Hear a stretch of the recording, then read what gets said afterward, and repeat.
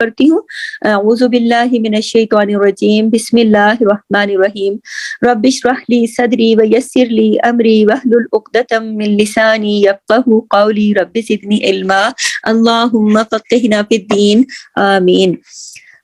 جز نمبر 3 سورہ آل عمران آیت نمبر 80.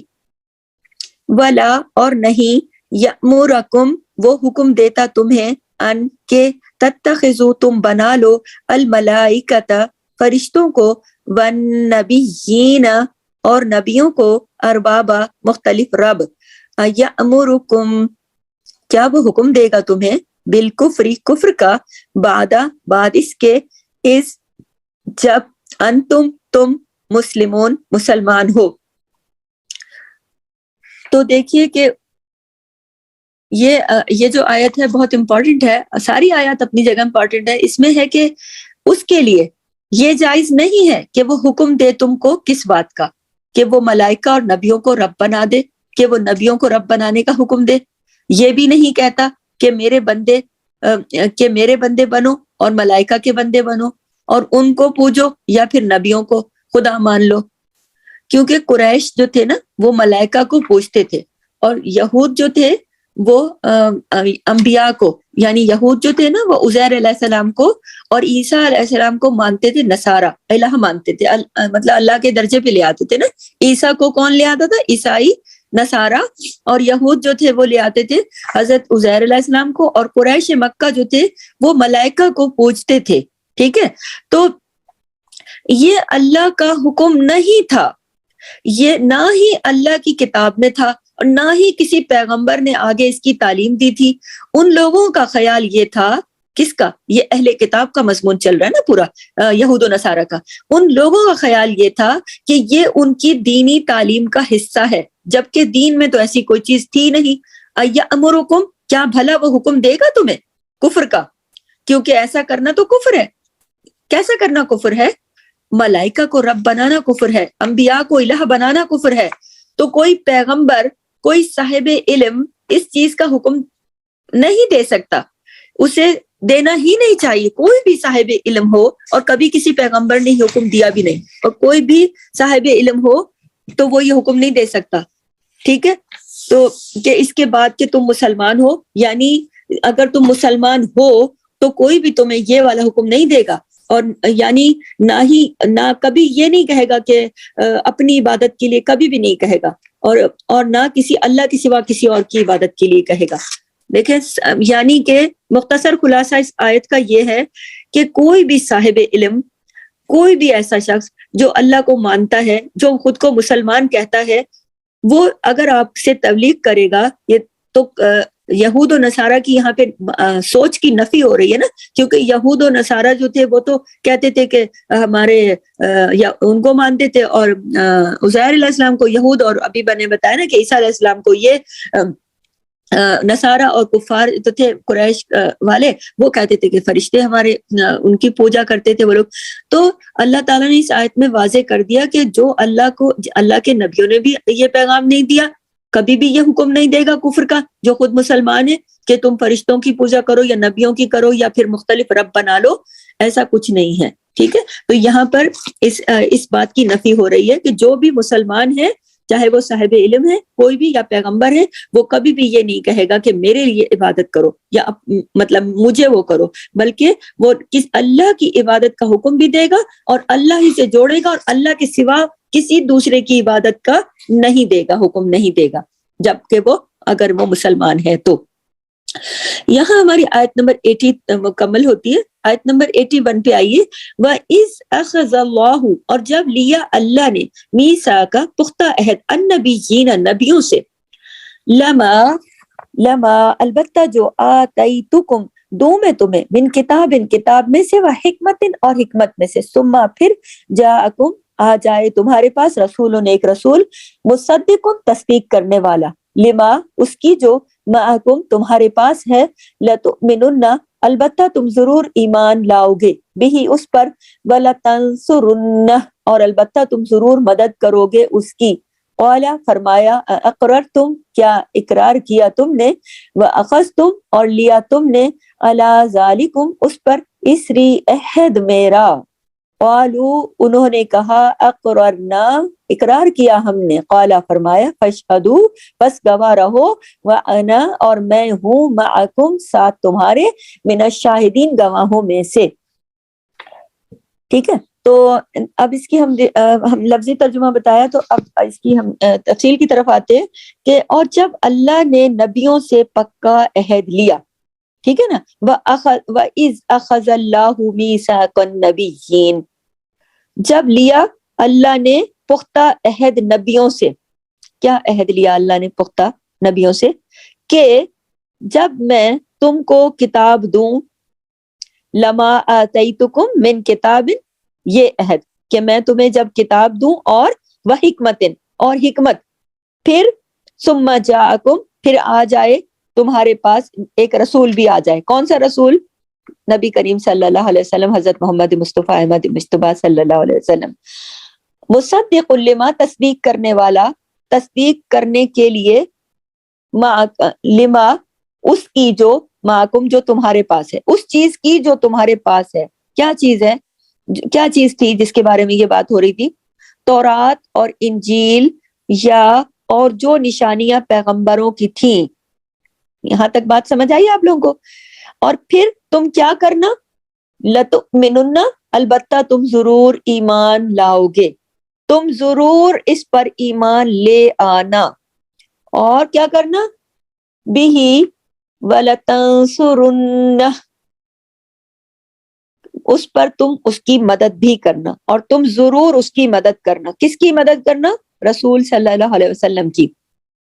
تو گویا اللہ پاک نے تمام انبیاء سے ایک وعدہ لیا کہ جب میں تم کو ایک نعمت عطا کروں، یعنی کتاب و حکمت دوں، اور پھر تمہارے بعد ایک اور رسول آئے، یعنی محمد صلی اللہ علیہ وسلم، جو تمہاری کتابوں کی تصدیق کرے، تو تمہیں اس پر ایمان لانا ہوگا اور اس کی مدد کرنی ہوگی، کیونکہ وہ آخری پیغمبر ہوگا. ٹھیک ہے، گویا تمام انبیاء سے، ان کی امتوں سے، دراصل انبیاء کے ذریعے ان کی امتوں کو بھی یہ پیغام دیا جا رہا ہے کہ وہ کیا کریں. جب محمد رسول اللہ صلی اللہ علیہ وسلم دنیا میں تشریف لائیں تو پھر سب ان پر ایمان لائیں. یہ نبیوں کے ذریعے امتوں سے بھی عہد لیا جا رہا ہے. سمجھ آ رہی ہے بات آپ کو؟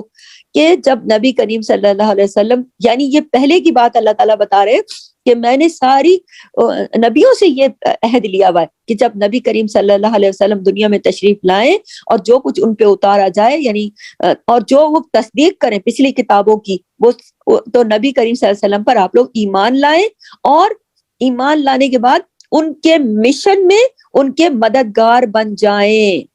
سمجھ آئی آپ کو جو میں آپ سے کیوں کہتی ہوں کہ ہم نے نبی کے مشن کو آگے بڑھانا ہے؟ کیونکہ اللہ تعالیٰ نے ساری امتوں سے یہ عہد بھی لیا ہوا ہے نا. یہ دیکھیں نا، آیت اس بات کی غمازی کر رہی ہے کہ اللہ تعالیٰ نے فرمایا کہ آپ نبی کریم صلی اللہ علیہ وسلم پر ایمان لائیں اور ان کے مشن میں ان کے مددگار بن جائیں. ٹھیک ہے، ان کے مشن میں مددگار بننا ہے. اور کیا کرنا ہے؟ قال فاشهدوا وانا معكم من الشاہدین. اللہ تعالیٰ نے فرمایا، اور آگے اللہ تعالیٰ نے فرمایا نا اقررتم، قال اقررتم، اور اقرار کیا تم نے. یہ بھی بتا دیا اللہ تعالیٰ نے کہ تم نے اقرار کیا ہے، اعتراف کیا ہے. ہم سب اس بات کا، ہم پوری جتنی بھی امتیں ہیں سب اس بات کا، سارے انبیاء بھی اور ساری امتوں نے اقرار کیا ہے. یہ اللہ تعالیٰ نے اس آیت میں بتا دیا. قال اقررتم، فرمایا اقررتم، کیا اقرار کیا تم نے، واخذتم، اور لیا تم نے، اور انہوں نے اس بات پر پکا عہد کیا. تو انہوں نے کہا ہم نے، جب اللہ نے وعدہ لیا، اقرار کیا، تو انہوں نے کہا ہم نے اقرار کر لیا ہے. یہ یہاں پر یہ بتایا جا رہا ہے کہ اللہ تعالیٰ کہہ رہے ہیں کہ ان سے اقرار لیا گیا، عہد لیا گیا، اور انہوں نے کر لیا. تو گویا نبی کریم صلی اللہ علیہ وسلم کی آمد اور آپ کے مشن کے بارے میں اور اس مشن کی سپورٹ کرنے کے لیے تمام امتوں سے عہد لیا جا چکا ہے، کیونکہ ان کے فالوورز تو دنیا میں کسی نہ کسی شکل میں موجود ہیں. ٹھیک ہے، قال فاشهدوا، بس گواہ رہو، وانا، اور میں ہوں، معکم، تمہارے ساتھ، من الشاہدین، گواہوں میں سے. تو اللہ تعالیٰ نے فرمایا تو پھر گواہ رہو. یہ کہا نا قال فاشهدوا، تو گواہ رہو. اب آگے کیا؟ وانا معکم، من الشاہدین، اور میں بھی تمہارے ساتھ گواہوں میں سے ہوں. اللہ اکبر، کتنی بڑی بات ہے. اللہ خود گواہی دے رہے ہیں. کس چیز کی؟ اس عہد کے اوپر. کس عہد کے اوپر کی بات ہو رہی ہے؟ محمد صلی اللہ علیہ وسلم پر ایمان لانے اور آپ کی مدد کرنے کے عہد پر. اس سے نبی اکرم صلی اللہ علیہ وسلم کی فضیلت بھی ثابت ہوتی ہے، اور اس مشن میں اور آپ کے اس مشن کی جو مدد ہے وہ بھی پتہ چل رہا ہے کہ اس کے راستے میں انصار اللہ بننا چاہیے، جو کہ بہت معزز کام ہے. اور اس کام پر گواہ کون ہے؟ اللہ خود گواہ ہے. تو جو کرے گا اللہ اس کو دیکھ رہا ہے اور اللہ اس کو جزا دے گا. اور سوچئے کہ جب پچھلی امتوں سے یہ عہد لیا گیا کہ تم اس پیغمبر کو ماننا اور اس کی مدد کرنا، تو پھر یہ تو پچھلی امتوں سے بھی عہد لیا گیا. تو ہم جو کہ خود اس نبی کے اپنے ذاتی امتی ہیں، الحمدللہ، ہم جو اس بات کو لے کے بہت خوش بھی ہوتے ہیں کہ ہم تو اپنے پیارے نبی کے امتی ہیں. تو ہمارے لیے پھر کیا حکم ہے؟ پھر ہم جو کہ آپ صلی اللہ علیہ وسلم کی امت ہیں، تو آپ صلی اللہ علیہ وسلم سے تو ہم خود منسوب ہیں نا. جو ہم آپ کے تابعدار بنتے ہیں اور آپ سے محبت کے دعوے کرتے ہیں، تو ہمارے لیے پھر کیا حکم ہے؟ سوچنا تو یہ نا، پھر ہمیں کیا کرنا چاہیے، آپ کی مدد کیسے کرنی چاہیے، سوچیں ذرا. جبکہ اللہ نے کہا کہ ایمان لاؤ، ان کے مشن کو آگے بڑھاؤ، ان کے مشن میں ان کے مددگار بنو. تو ہم اللہ کے نبی کی، اللہ کے ساتھ جو ہم نے وعدہ کیا ہوا، عہد کیا ہوا، ہم اس کو کتنا پورا کر رہے ہیں، اور ہم اپنے نبی کی مشن کو کتنا آگے بڑھا رہے ہیں. ذرا یہ میرا آپ سے اور خود سے سوال ہے. جو کہ باقی امتوں کو تو چھوڑو، باقی امتیں تو پچھلی امتیں جو ہے سو ہے، لیکن ہم تو عہد تو پچھلی امتوں سے بھی لیا گیا نا. ہم تو خود ان کی اپنی امت ہے جن کے بارے میں یہ عہد دیا گیا. تو زیادہ ذمہ داری تو ہم لوگوں پر عائد ہوتی ہے نا. ذرا سوچئے، یہ ایمان تو رکھتے ہیں. دیکھیں، چلے ہم یہ کہتے ہیں نا کہ ہم حضور صلی اللہ علیہ وسلم پر ایمان رکھتے ہیں، یہ تو دوسرا حصہ ہے. اور اس کا دوسرا حصہ جو ہم مزید جو آگے بات ہے، وَلَا تَنْصُرُنَّهُ، تو تم ضرور اس کی مدد کرو گے. یہ کون ہے؟ یہ کون سی والی مدد ہے؟ تو آپ صلی اللہ علیہ وسلم کی زندگی میں تو جو لوگ پہلے موجود تھے، جو جب نبی کریم کی زندگی تھی اس وقت جو لوگ آس پاس تھے، انہوں نے تو جہادوں میں جا کر، جنگوں میں جا کر، ہر معاملے میں آپ کا ساتھ دے کر، آپ کے ساتھ شانہ بشانہ اپنی زندگیاں دے کر آپ کے ساتھ کھڑے ہو گئے اور آپ صلی اللہ علیہ وسلم کی مدد کی. اب تو وہ دور گزر چکا نا. اب تو آج کیا کرنا ہے؟ آج میں اور آپ بھی تو مسلمان ہیں نا. ہم نے مدد کس طریقے سے کرنی ہے؟ کیا ہم ایمان لانے والے نہیں ہیں؟ ہم ایمان لانے والے ہیں. کیا ہم آپ صلی اللہ علیہ وسلم کی امت نہیں ہیں؟ ہم تو آپ صلی اللہ علیہ وسلم کی امت ہے. تو پھر آپ کے چھوڑے ہوئے پیغام کو اور آپ کی سنت کو خاص طور پر سیکھنا اور سکھانا، آگے پہنچانا، اس کو نشر کرنا، اس کی پیروی کرنا، اس کی دفاع کرنا اور لوگوں تک اس پیغام کو پہنچانا ہمارا پہلا فرض ہے. ہمارا پہلا فرض ہے. آپ دیکھیں آج کے اس دور میں نبی پاک دیکھیں کہ نبی صلی اللہ علیہ وسلم کی مختلف طریقوں سے مختلف حلقوں میں جو نان مسلم سے توہین کی جا رہی ہے، لیکن کتنے مسلمان ہیں جو سنجیدگی کے ساتھ اس کی دفاع کے لیے اترتے ہیں. بس ٹھیک ہے، وہ ایک اپنے مطلب دفاع کی جو طریقے اختیار کیے جاتے ہیں، کیا وہ پورے واقعی وہ مکمل ہے یا نہیں. تو بات صرف یہ نہیں ہے نا کہ آپ صرف نعروں سے یا چیزیں توڑنے سے یا جلانے سے یا منفی طریقوں سے ری ایکٹ کرتے ہیں تو یہ ذمہ داری پوری تو نہیں ہو جاتی. لوگ صرف ایک دن محبت کا اظہار کر کے شور مچا دیں تو یہ آپ کیا سمجھتے ہیں کہ اس سے نبی کریم صلی اللہ علیہ وسلم کی محبت کی ذمہ داری اور جو عہد ہم نے دیا ہوا ہے جو اللہ سے، اور ہم جو ایمان والے بنتے ہیں اور امت محمدیہ کا حصہ ہے ہم، تو کیا ہماری ذمہ داری پوری ہو جاتی ہے؟ کیا ہم نے صرف نبی کی مدد کر لی؟ کیا صرف یہی مدد ہے؟ نہیں، بالکل نہیں. مدد کے لیے پہلی چیز ہے اپنے ایمان کی تجدید. اللہ اکبر، کہ جو ہم نے محمد صلی اللہ علیہ وسلم پر ہم نے ایمان لایا ہوا ہے نا، وہ واقعی وہ ایمان سچا ایمان ہے. آپ صلی اللہ علیہ وسلم کی تصدیق کرتے ہیں اور آپ کو سچا نبی مانتے ہیں، اور جو کچھ آپ صلی اللہ علیہ وسلم لائے ہیں، کیا لائے ہیں نبی کریم؟ قرآن. اس پر ہمارا دلی اطمینان اور یقین ہے. بہت دفعہ تو خود مسلمان ہی نبی کریم صلی اللہ علیہ وسلم کی لائی ہوئی تعلیمات کے اوپر آبجیکشن اٹھاتے رہتے ہیں، اعتراض کرتے ہیں. بہت سارے لوگ انگلیاں اٹھاتے ہیں یہ اور سنتوں پہ بھی کرتے ہیں، یہ کیسی سنت ہے، یہ ایسی کیوں کی گئی، میں کیسے کروں، یہ تو میرے لیے مشکل ہے، یہ تو ایگری نہیں کرتے، یہ تو میرے لیے امپاسبل ہے، یہ تو ایسے تو ہونا نہیں چاہیے تھا. تو یہ مدد نہیں ہے. کیا صرف نعرے لگانا، جلوس نکالنا اور اس طرح کی حرکتیں کرنا یہ تو کیا یہ مدد ہے؟ نہیں، بالکل نہیں. تو صحابہ کرام میں دیکھیں، ہم نے اب دیکھنا کس کی زندگی کو، صحابہ کرام نا، کہ صحابہ کرام ایسی مدد کرتے تھے جیسی آج ہم امت محمدیہ ہونے کا دعویٰ بھی کرتے ہیں، ہم اپنے ایمان رکھنے کا دعویٰ بھی کرتے ہیں. تو ہم کیا نبی کریم صلی اللہ علیہ وسلم کی صحابہ کی طرح مدد کر رہے ہیں کہ نہیں؟ یہ سوچیں وہ تو چلے گئے، اب تو اور بھی ذمہ داری بڑھ گئی ہے ہمارے اوپر، صحابہ کرام سے زیادہ ذمہ داری پڑ گئی ہے. کیوں؟ اس وقت تو نبی کریم خود تھے، وہ تو صحابہ ساتھ ساتھ چل رہے تھے آگے پھیلانے میں، لیکن اب تو وہ نہیں ہے. اب تو کوئی بندہ اگر نہیں ہوتا تو اس کی جگہ کام کیا جاتا ہے بہت زیادہ، اس کی جگہ اس کے مشن کو آگے بڑھایا جاتا ہے کہ وہ ہے نہیں بندہ. ٹھیک ہے. تو صحابہ کرام جب مکی زندگی میں آپ صلی اللہ علیہ وسلم کے ساتھی بنے، آپ ان کا جائزہ لیں کہ وہ ہر جگہ آپ صلی اللہ علیہ وسلم کے ساتھ رہے، حتیٰ کہ شیب ابی طالب ایک غار کے اندر، کہ جہاں کھانے کو کچھ نہیں تھا، سوشل بائک آؤٹ کر دیا تھا نا دراصل مکے والوں نے نبی کریم کا اور ان کے ساتھیوں کا. تو یہ جا کے بےچارے 3 سال تک اس غار میں بیٹھ گئے تھے، اور کچھ بازار سے کچھ ان کو خرید و فروخت ان کے ساتھ نہیں کر رہے تھے، ان کو کوئی چیز بیچتے نہیں تھے، ان سے کوئی چیز خریدتے نہیں تھے. کیا کرتے یہ بےچارے؟ وہاں جا کے اپنی جان بچا کے بیٹھ گئے تھے جہاں کھانے کو بھی کچھ نہیں ہوتا تھا. اور 1-2 دن کی بات نہیں تھی، 3 سال تک معاشرتی بائیکاٹ رہا مسلمانوں کے ساتھ. اور آپ صلی اللہ علیہ وسلم کی جو اہلیہ تھی حضرت خدیجہ، جو مکے کی مالدار ترین خاتون تھی، وہ بھی آپ کے ساتھ تھی وہاں پر، جو اور درختوں کے پتے اور ایسی ایسی چیزیں کھانی پڑتی تھی کہ اللہ کی پناہ، زندہ رہنے کے لیے، خود کو زندہ رکھنے کے لیے. تو جو ایسی زندگی تھی کہ جو انسان کو تصور بھی نہیں کر سکتا. کسی نے بھی آپ صلی اللہ علیہ وسلم کو کسی بھی حال میں نہیں چھوڑا. بس اب ہماری باری ہے کہ یہ وہ والا دور تو اب ختم ہو گیا. یہ تو ایک مطلب ایسا ہے نا، اب تو ہم یہاں یہ سوچیں کہ ہم تو کسی جگہ بھوکے تو نہیں بیٹھے نبی کی وجہ سے نا. دیکھیں وہاں پر تو لوگ بھوکے بیٹھے تھے، اور وہ چاہتے تو وہ چلے جاتے. نبی کریم نے زبردستی تو نہیں پکڑا ہوا تھا کہ وہ لوگ عقل اٹھ کے چلے جاتے کہ ہماری عقل تو اب یہ نہیں مانتی کہ ہم تو یہاں بھوک سے مر جائیں گے، لہٰذا عقل کی بات تو یہ نہیں ہے کہ اب ہم مزید آگے یہاں بیٹھے، چلو چھوڑ کے جاتے ہیں یہاں سے. ایک بندہ بھی چھوڑ کر نہیں نکلا وہاں سے. پھر مدینہ کے انصار کی بات بتاتی چلوں کہ جن کا نام انصار پڑ گیا. کیا مطلب ہے انصار کا؟ مددگار. تو یہی بات ہوگی نا، وَلَتَنْصُرُنَّ والی بات ہوگی نا. تو انہوں نے پھر کس طرح مدد فرمائی؟ انہوں نے، آپ لوگ اکثر سنتی ہیں کہ مدینہ کے انصار نے اپنی جان، اپنی مال، اپنی ہر چیز، اپنی اولادیں، اپنا امن امان، اپنا ملک، اپنی ہر چیز، اپنا وطن، ہر چیز داؤ پر لگا دیا ہر طرح سے. اور یہ کہ جب آپ صلی اللہ علیہ وسلم دنیا سے رخصت ہو گئے تو انصار کیا مدینے میں بیٹھ گئے چپک کے کہ ہم تو یہاں سے نہیں جائیں گے، یہیں پر ہم کھو جائیں گے؟ کوئی نہیں کھویا وہاں. وہ لوگ پوری دنیا میں پھیل گئے، کیونکہ ان کے آگے نبی کا مشن تھا.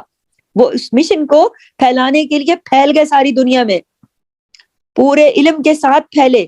جس طرح بس چلتا تھا، ایک ایک شخص اٹھا اور گیا، اور نبی صلی اللہ علیہ وسلم کا پیغام اس نے جا کے دنیا تک، لوگوں تک پہنچایا. ایک ایک قربانی جو لوگوں نے کی اس دین کو سیکھنے کے لیے اور سکھانے کے لیے، کہ وہ سب باتیں ایسی ہیں کہ انسان کو حیرت میں ڈال دیں. لیکن ہمیں تو اپنی ہسٹری کا ہی پتہ نہیں ہے، تو ہم کیا باتیں کریں؟ لہٰذا یہ باتیں آپ کو ابھی سمجھنی چاہیے. دیکھیں کہ ہم اور اس بات کا جواب اپنے آپ سے مانگنا چاہیے کہ ہم کس طریقے سے اپنے دین کی مدد کر رہے ہیں، اپنے نبی کے مشن کو آگے بڑھا رہے ہیں. مختلف لوگوں نے آپ صلی اللہ علیہ وسلم کے بعد کس طرح، کتنی مشکلوں سے آپ صلی اللہ علیہ وسلم کی احادیث کو جمع کیا ہے، کہ کئی مہینے کی مسافت طے کر کے ایک حدیث کو لینے کے لیے، صرف ایک حدیث، کہ اگر کسی کو پتہ چل جاتا تھا کہ فلاں بندے کے پاس ایک حدیث ہے، تو اس زمانے میں صحرا کے اندر سفر کرنا آسان نہیں ہوتا تھا. اتنا لمبا سفر کر کے، پیدل چل کے جا کے 1-2 حدیث جمع کرنے کے لیے پیدل چلتے تھے کہ انسانی عقل دنگ رہ جائے. ایسی باتیں جو انسانی عقل میں سماتی نہیں، وہ باتیں کہ کوئی شخص کسی کی باتوں کو اتنی اہمیت دیتا ہے. آپ دیکھیں نا، اس بات سے پتہ چلتا ہے کہ نبی کریم صلی اللہ علیہ وسلم کی باتوں کو انہوں نے اتنی اہمیت دی کہ کتنی انہوں نے مشکلوں سے احادیث کو اکٹھا کیا، کہ آپ کی زبان سے نکلی ہوئی باتیں تھیں تو انہوں نے اسے اکٹھا کیا. تو یہ تھی اصل میں مدد. ایمان والے تھے نا، نبی کے مشن کو آگے بڑھانا تھا. تو اس سے اتنے سارے علوم پھر وجود میں آئے. یہ سارے علوم جو وجود میں آئے نا، یہ وہ جو انہوں نے اتنی محنت کر کے احادیث کو جمع کیا. تو یہ کوئی معمولی بات تو نہیں ہے نا. تو آپ دیکھیں کہ اللہ نے سارے نبیوں سے عہد لیا ہے، اللہ تعالیٰ نے سارے نبیوں سے عہد لیا ہے کہ ایک عہد ہے کہ کس بات پر عہد لیا ہے، اپنا مسرت اپنا close کیجئے۔ اچھا، آپ دیکھیں کہ اللہ نے سارے نبیوں سے عہد لیا ہے کہ کس بات کا، کہ ایک پیغمبر آئے گا جو پچھلی کتابوں کی تصدیق کرے گا، اس پیغمبر پر تمہیں ایمان لانا ہوگا اور اس کی مدد کرنا ہوگی۔ یہی بات ہوئی ہے نا اس آیت کے اندر کہ سارے نبیوں سے اللہ نے عہد لیا ہے کہ ایک پیغمبر آئے گا جو پچھلی کتابوں کی تصدیق کرے گا، بتائے گا کہ ہاں بھی تورات انجیل میں جو باتیں ہیں وہ اللہ کی باتیں، تصدیق کرے گا وہ اللہ کی کتابیں، ٹھیک ہے جو، اور آپ لوگوں نے کیا کرنا ہے، ایمان بھی لانا ہے، اس کی مدد بھی کرنی ہے۔ تو سب نے اقرار کر لیا کہ ہاں جی ہم ضرور کریں گے، اور پکا وعدہ بھی کر لیا۔ تو اللہ تعالیٰ نے فرمایا ٹھیک ہے، اب گواہ رہو ایک دوسرے پر، اور تم بھی گواہ ہو اور میں بھی ساتھ میں گواہ ہوں، گواہی دینے والا ہوں میں بھی۔ تو ہم سب کو اپنے ایمان کی تجدید اور بعد کے عہد کی ضرورت ہے، اور یہ عہد کون سے عہد میں سے ہے؟ وہ جو پہلی آیت کی ہے نا پیچھے کہ جو اللہ کے عہد کو توڑے پھر قیامت کے دن اس کا حال کیا ہوگا۔ آپ کو بتایا نا اللہ دیکھے گا بھی نہیں، اللہ بات بھی نہیں کرے گا۔ تو اگر اللہ نے پچھلی قوموں سے عہد لیا تو اللہ نے ہم سے بھی تو عہد لیا ہوا ہے نا کہ ہم اپنے پیغمبر کی مدد کریں گے اور آپ صلی اللہ علیہ وسلم کے مشن کو آگے بڑھائیں گے، اور اس کے لیے سنجیدگی کے ساتھ، سنجیدگی کی ضرورت ہے، محنت کی ضرورت ہے، سنجیدگی سے کوشش کریں گے، قربانی کی ضرورت ہے، محنت کی ضرورت ہے، لگن کی ضرورت ہے، اخلاص کی ضرورت ہے۔ کیوں؟ کیونکہ آج کی دنیا میں صرف سطحی اوپر سے کام کر کے کسی بھی فیلڈ میں کام نہیں بنتا۔ آپ دنیا کے کاموں کو لے لیں، چاہے کسی بھی فیلڈ کو، ہر کام میں آج دنیا بھی ماہر مانگتی ہے، ماہر۔ آپ کسی فیلڈ میں چلے جائیں نا اپلائی کرنے، لوگ کہیں گے آپ کو کیا، آپ کا اسپیشل کیا ہے، کیا آپ کو آتا ہے۔